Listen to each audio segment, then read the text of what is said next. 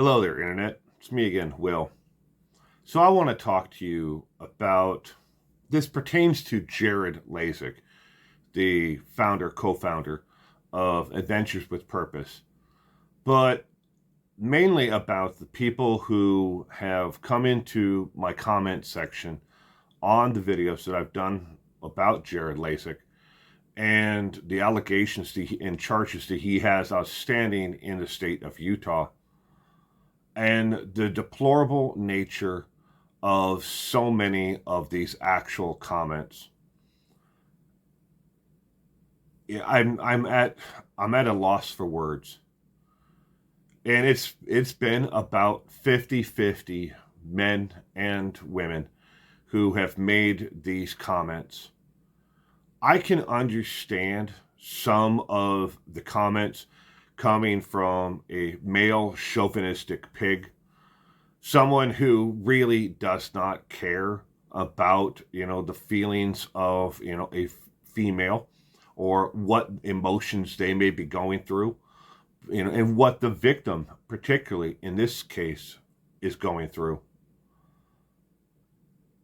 But I really don't understand how how some of these people can come out and defend Jared Leisek, saying that the charges and the crime happened 30 years ago, and that I should shut my mouth, and anybody else who has been the victim of sexual abuse in the past, if it's been over 30 years, should shut their mouth as well. I'm not kidding. Here on the screen now, you will see the most recent comment, and I will read it along with you in my reply. The comment reads as followed. This makes me sick how people are treating Jared. This happened so many years ago, and I really feel there is more to this story. I really do. Why did she bring it out now? Because he's making big money?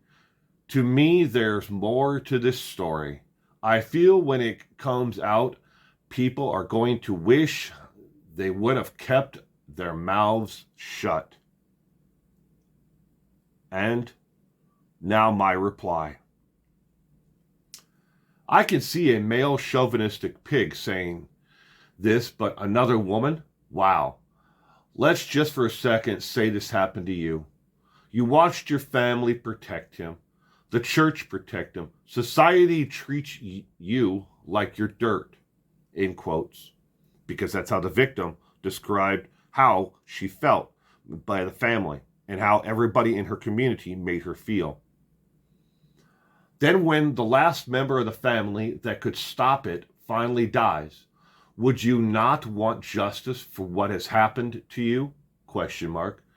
All the victim has ever wanted was not to be raped and to get an STD from the rape. Factual, documented, and admitted to. She has never in any of the emails or messages asked for a dime. How cruel of you to even suggest it. She only asked him to walk into the police station with her and report to them what he did to her, register as a sex offender. All the victim ever asked for, and still now, is justice for what happened to her. Let's say it was your daughter, your sister, your friend. In the red box, I believe I cut out her name. Her name appears multiple times, as if I do when I'm speaking to someone, I address them by their name. Would you not want to fight for justice with them? Are you going to stand by and say there has to be more to this than justice, and wonder and thusly victimized her again? Because that's exactly what any rape victim feels the second society questions their motive for reporting it. God help you. And I feel and I stand by everything that I said. To look at any woman, any man, anyone who has been raped and say to them, It doesn't matter if it was 30 years ago. Shut your mouth. Do not speak out and seek justice for what has happened to you. What you need to do is just fade away and deal with your own problems by yourself and only by yourself. We should not have any advocates out here for those who have been abused. Let's not forget, this was a girl that was not even 10 years of age. Put yourself in a 10-year-old's shoes for a minute. What are you into? What are your likes? What are your interests? What is the biggest worry that you have?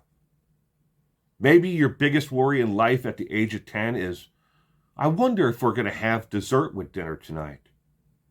I want to go over to Susie's later to play. I wonder if I can do that. I better make sure my chores are done. These are the biggest worries that a 10-year-old child should have. Not that Jared Leisek is going to come into your room again and rape you again. Not once, not twice, not 3 times. You shouldn't have to worry about that. The first time she was raped was in the bathroom of her own home, next to her bedroom. The second time was when she was on vacation, where she felt even safer in the protection of her grandparents' home. The third time it happened was in the camper while her grandparents were driving down the freeway. She was hiding in the bunk above the cab, trying to find one place, any place in that protection of area where Jared couldn't get to her. 3 times. 3 times that he did it, that we know of, and that Jared has confessed to. He has admitted to it and confessed to it, ladies and gentlemen, 7 times if we count the one phone call he confessed to a former business associate. 8 times if you consider the emails and messages of his to the victim. But yet, people like this defend this man over and over again. 2.8 million people are still subscribed to Adventures with Purpose because they don't believe the allegations. Over 1,100 people are still paying $9.95 a month to be on the Patreon page every single month. Over 1,400 additional people are still supporting and paying for a subscription through their website to gain access to exclusive content. And I don't even want to get into how many people are still buying his merchandise. How many people are still super chatting him or giving him super thanks, which is super chat after the video or live stream has been released. Why on God's green earth are people supporting this? It's not an allegation if you admit to it 8 separate times.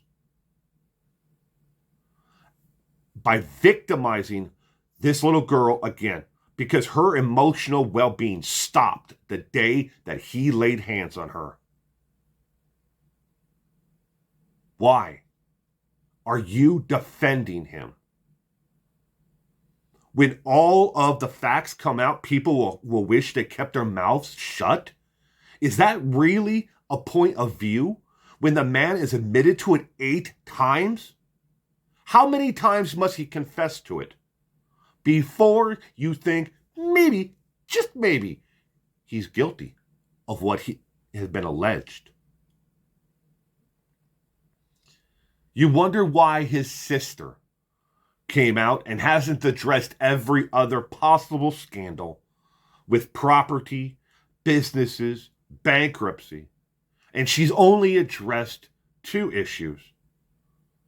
The rape of this family member and the sexual abuse of herself. Why didn't she bring up the property dispute that took place in Medford, Oregon? Why didn't she talk about the second home that Jared owns? Why didn't she go into the complete bankruptcy of Jared? Are you absolutely fucking crazy?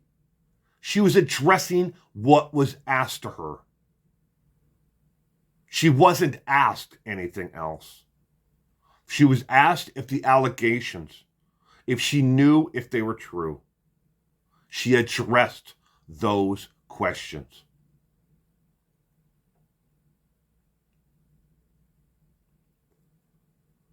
People like this have a voice, and they're allowed to air their questioning of the victim. But when you do it in a forum where this question was posted, where the victim and the victim's, support group gathers, is fucking wrong. I'm not sorry for my language. I'm trying to hold back my rage as much as I must do. If this happened to you, to your family member, your loved one, your friend, anyone that you care about, you would want justice. And for those out there who want to stand by and say, you wouldn't ask for justice because it's been 30 years, you're fucking brain dead. And you need to be taken out of the gene pool. This little girl, again, I address her as a little girl because her emotional development stopped the day he put hands on her, deserves justice.